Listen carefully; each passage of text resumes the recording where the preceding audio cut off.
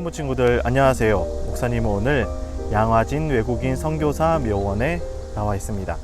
이것을 짧게 양화진이라고도 부르긴 하는데요. 친구들에게는 이 장소가 상당히 생소할 것 같습니다. 이곳은 예수님을 믿는 것과 그리고 예수님을 전하는 것이 철저하게 금지되어 있던 조선시대 말기에 우리나라에 목숨을 걸고 예수님을 전하기 위해서 오신 선교사님들의 숨결이 남아있는 곳입니다. 이곳 양화진은 서울시 마포구 합정동에 위치하고 있습니다. 총 15개국 417명이 이곳에 안장되어 있으며 그중 선교사님은 가족을 포함하여 총 145명으로서 남아공, 미국, 스웨덴, 영국, 캐나다, 호주 등의 국적을 가진 분들입니다. 1979년까지 이곳은 쓰레기장을 방불케 하는 폐허지였다고 하는데요. 이곳에 흩어져 있던 비석과 무덤은 흉물처럼 남겨져 있었고 아이들은 무서워서 근처에도 오지 않았던 말 그대로 쓸쓸한 땅이었습니다. 이후 1985년 한국기독교 100주년 기념사업협의회의 노력으로 이곳을 묘지공원으로 가꾸었으며 현재는 한국기독교 100주년 기념교회에서 이곳을 관리하고 있습니다.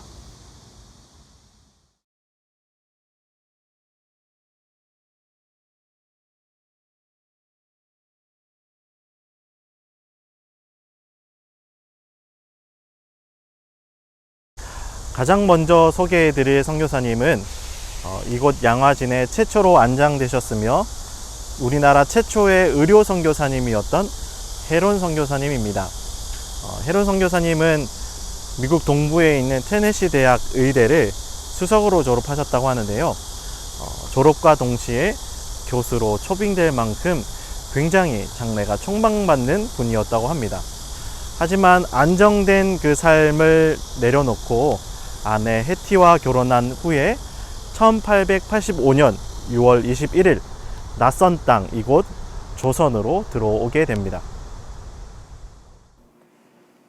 헤론 선교사님은 알렌 언더우드 선교사님과 함께 우리나라 최초의 서양식 국립병원인 제중원에서 의사로 일했습니다.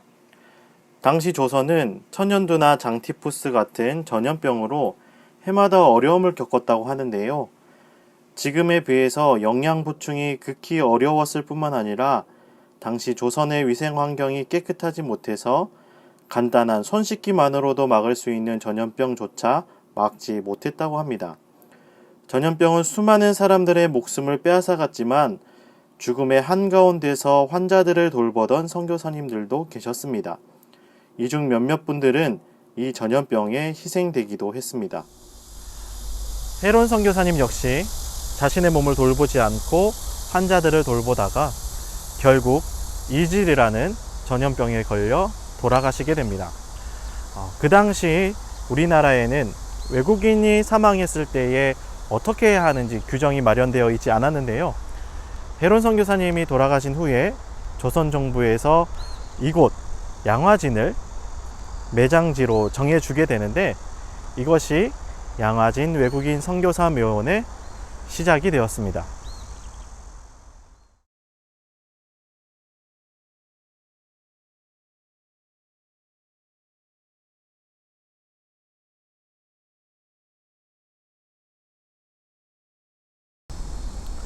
두 번째 소개할 분은 베델이라는 분입니다. 이분은 영국 출신의 언론인인데요. 1904년 3월 10일 우리나라에 들어오시게 됩니다. 그로부터 1년 뒤에 일본이 우리나라의 외교권을 강제로 빼앗은 을사늑약이 체결되게 되는데요. 베델은 신문, 언론을 통해서 일본의 잘못된 점을 규탄하고 우리나라의 어려운 상황을 온 세상에 전해주는 역할을 하십니다. 언론인이었던 베델은 대한매일신보와 코리아 데일리 뉴스를 통해 우리나라를 식민지로 삼으려는 일본의 제국주의 정책을 신랄하게 비판합니다. 특별히 베델은 양기탁, 신채호, 박은식 등 독립운동가들의 신문사에 영입하여 일제의 만행을 고발하고 민족의 애국심을 고양하는 글을 실었습니다. 을사늑약이 체결되고 장지연은 황성신문에 시일야 방성대국이라는 논설을 싣게 되는데, 베델의 대한매의 신보는 장지연의 이 같은 모습에 찬성하는 호해를 발행하며 일본을 규탄합니다. 뿐만 아니라 우리나라를 회복하기 위해 시작된 국채보상운동을 가장 적극적으로 지원하며 전국적으로 명성을 떨치기도 했습니다. 일제는 이러한 베델을 좋아하지 않았습니다. 그래서 온갖 간사한 꾀를 내어서 베델을 괴롭히게 됩니다. 결국 베델은 몸과 마음이 약해졌고 우리나라에 들어온 지 5년 뒤인 1909년 5월 1일 37세라는 젊은 나이에 이 세상을 떠나게 됩니다.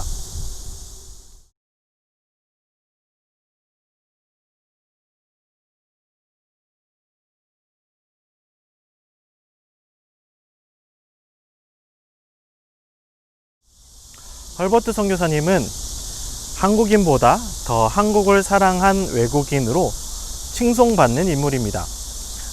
조선의 고위층 자녀들을 교육하기 위한 유경공원의 영어교사로 1883년 우리나라에 들어오시게 됩니다.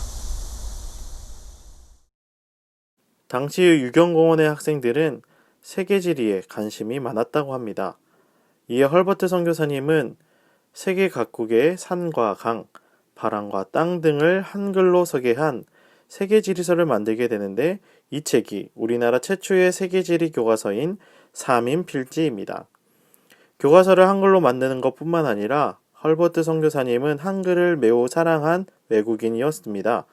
한글을 배운 지 4일 만에 읽기를 깨우치며 한글의 매력에 빠졌다고 하는데요.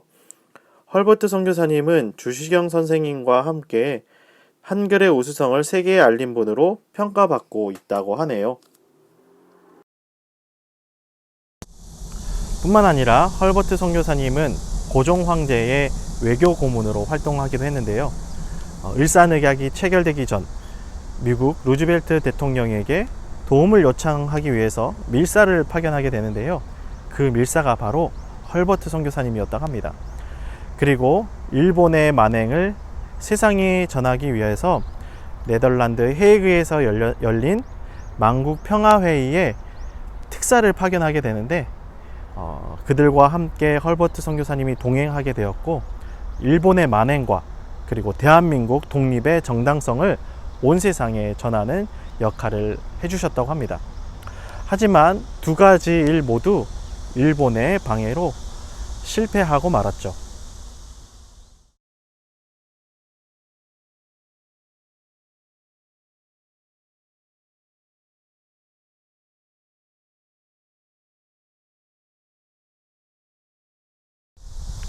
헐버트 선교사님 다음으로 무어 선교사님을 소개하도록 하겠습니다.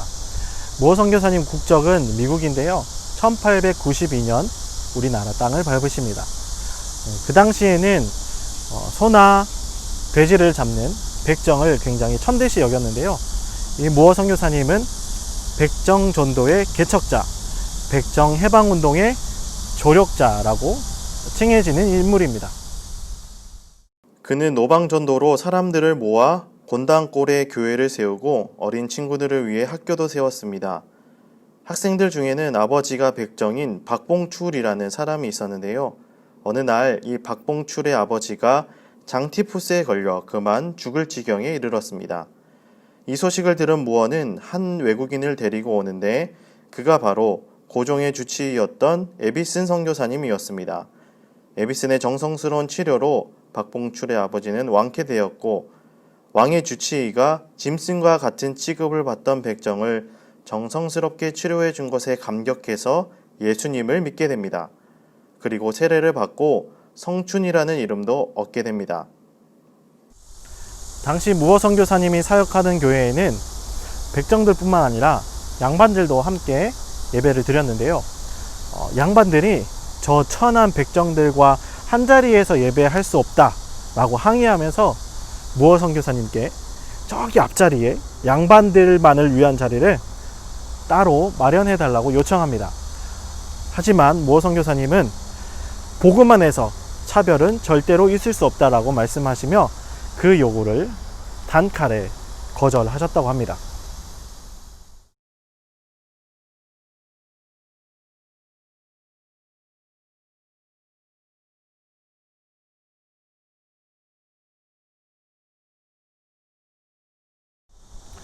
레이놀즈 선교사님은 1892년 언더우드 선교사님의 후원으로 우리나라 땅을 밟으십니다.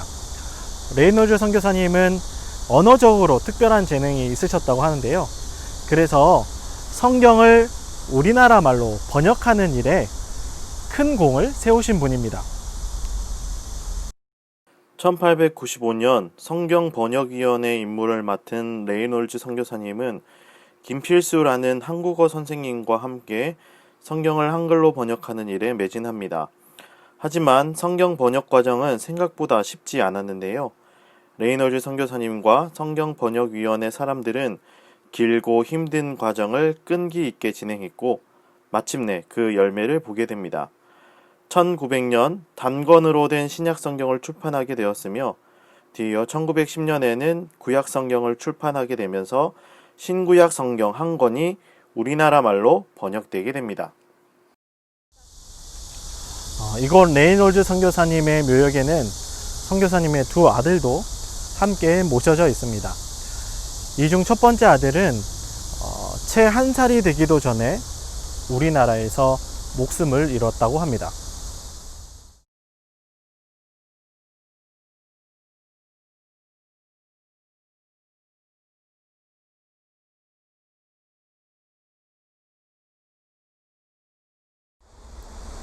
일제강점기에 일본 혹은 일본 사람 하면 부정적인 생각이 먼저 드는 것 같습니다. 하지만 여기 계신 소다 가에치 선교사님은 일본 사람으로는 유일하게 이곳 양화진에 안장되어 있으시고요. 그리고 우리나라 정부로부터 문화훈장을 받은 최초의 일본인이기도 합니다. 이 소다 선교사님이 이렇게 특별한 대우를 받는 이유는 무엇이냐면 소다 선교사님과 그 부인이 우리나라 고아들을 위해서 특별한 헌신을 하셨기 때문입니다. 1921년부터 1945년까지 소다 선교사님 부부는 1000명 이상의 고아들을 돌보았다고 합니다. 소다 선교사님이 우리나라에서 활동한 기간은 1905년에서 1945년인데요. 일제강점기의 한가운데서 일본인이 한국인을 위해 헌신했던 것입니다. 그래서 우리나라 사람들로부터 찬사와 칭찬을 듣기도 했지만 동시에 일본의 간첩이라고 손가락질 받기도 했습니다. 소다 선교사님은 우리나라의 광복 이후에 다시 일본으로 돌아가십니다. 그리고 그곳에서 세계평화와 일본의 회개를 외쳤다고 합니다. 그리고 1961년 다시 우리나라로 돌아오셔서 고아들과 함께 마지막까지 생활하시다가 하나님의 부르심을 받으셨다고 합니다.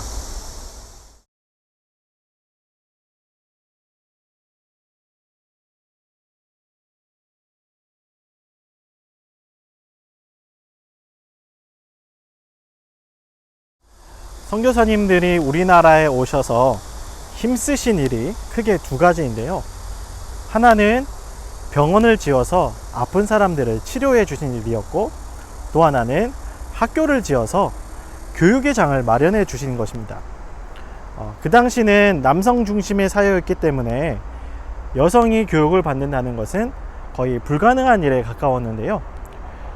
여기 잠들어 계신 스크랜턴 선교사님은 지금의 이화여대, 이화학당을 설립하셔서 여성들에게 교육의 장을 마련해 두신 훌륭한 일을 하신 분입니다.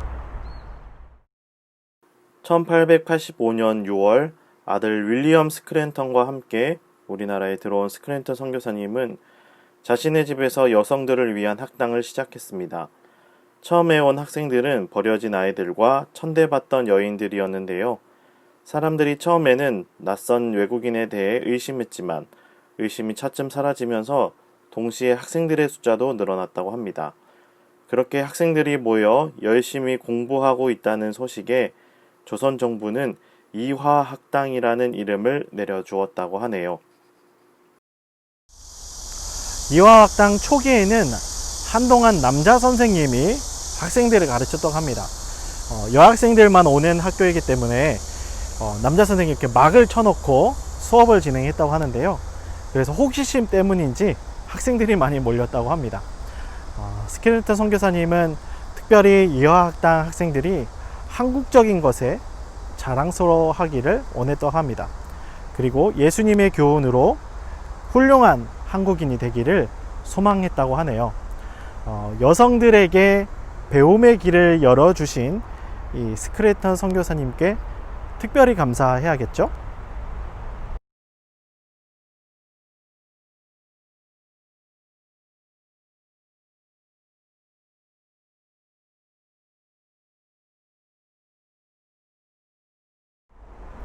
아펜젤러 선교사님은 언더우드 선교사님과 함께 책으로 기록된 최초의 우리나라 선교사님으로 기억되고 있습니다.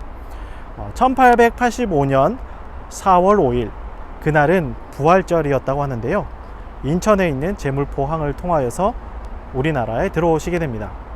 아펜젤러 선교사님이 특별히 매진하신 사역은 바로 교육인데요.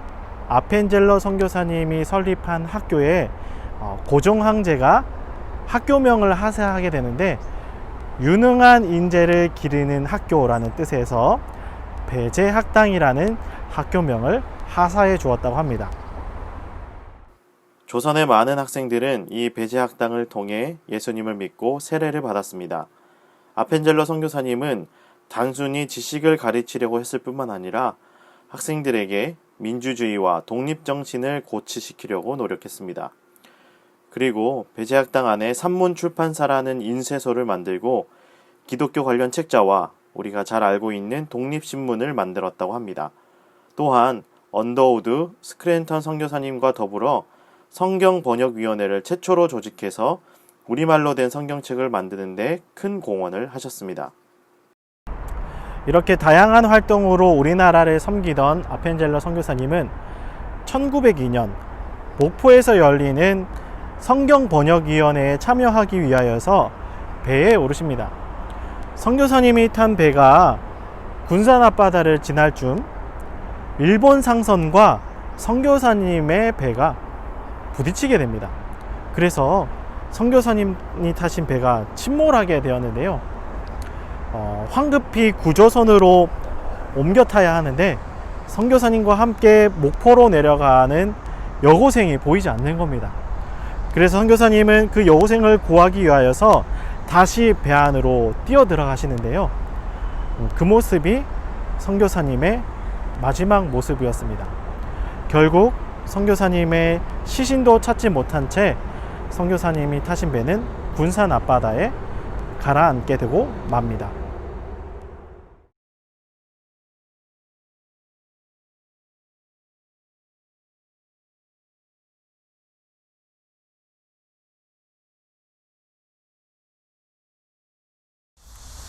이번에 소개할 분은 언더우드 선교사님입니다. 양화진에는 이렇게 선교사님 개인의 무덤이 아닌 가족 묘역이 이렇게 조성되어 있는데요.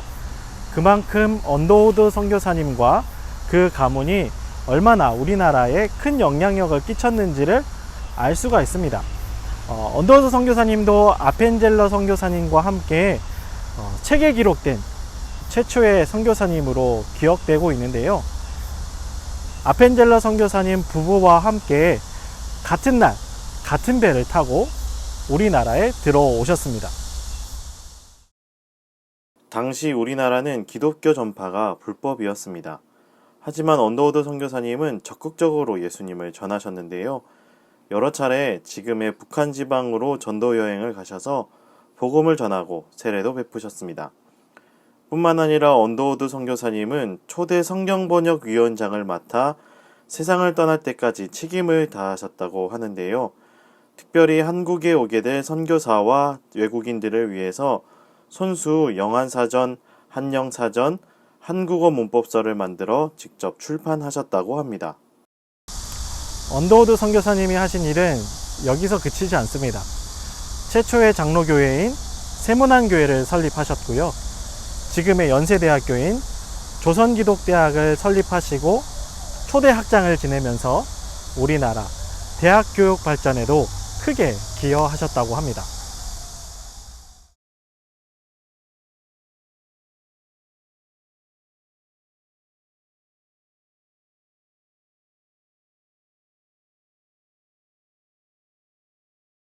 마지막으로 소개해드릴 선교사님은 에비슨 선교사님입니다. 무어 선교사님 소개할 때 잠시 언급했었는데요.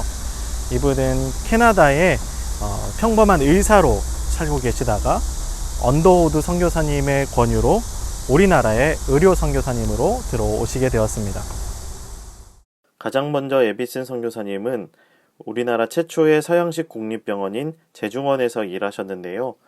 당시에는 규모가 작은 병원들밖에 없었기 때문에 에비슨 선교사님은 규모 있는 큰 병원이 필요하다는 생각을 하고 있었습니다.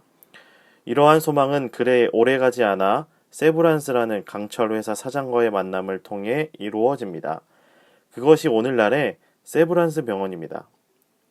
에비슨 선교사님은 병원을 세웠을 뿐만 아니라 1899년 제중원 의학교를 설립하여 한국인 의사와 간호사 양성에도 큰 힘을 쏟았다고 합니다. 무어 선교사님과 에비슨 선교사님의 도움으로 백정 아버지의 병을 치료했던 박서양은 이곳에서 의학을 공부하고 의사가 되었다고 합니다. 우리는 지금까지 10분의 선교사님을 만났습니다. 친구들과 함께 이곳에 오지 못해서 목사님은 굉장히 아쉬운데요. 이 10분의 선교사님 외에도 수많은 선교사님들의 이야기가 이곳 양화진에 숨겨져 있습니다. 우리 친구들도 이곳에 와서 100여 년 전 우리나라를 위해서 헌신하신 수많은 선교사님들의 그 숨결을 느껴보면 어떨까요?